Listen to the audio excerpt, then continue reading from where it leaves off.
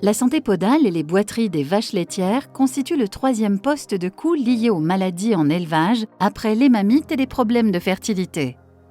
Du parage aux index de santé podale en race montbéliarde.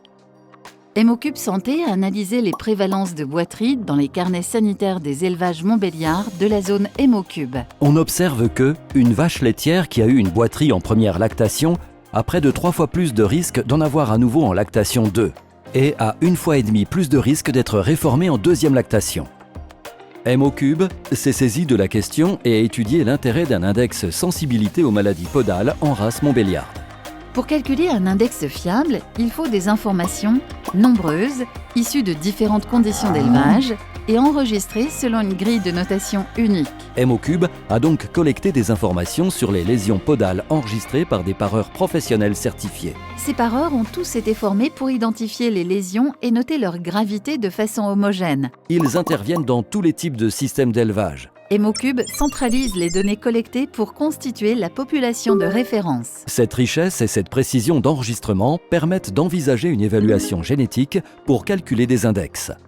Pour construire une évaluation génétique, il faut se poser les bonnes questions.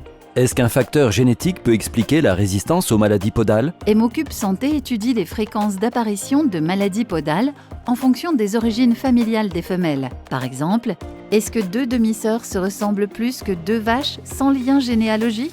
Sinon, cela signifie que les caractères étudiés n'ont pas d'origine génétique.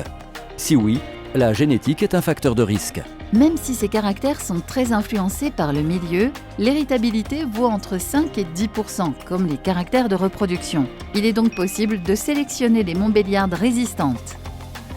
Est-ce que mon estimation est assez fiable? Sinon, je retourne collecter des informations pour renforcer ma population de référence. Si oui, c'est parti pour l'indexation.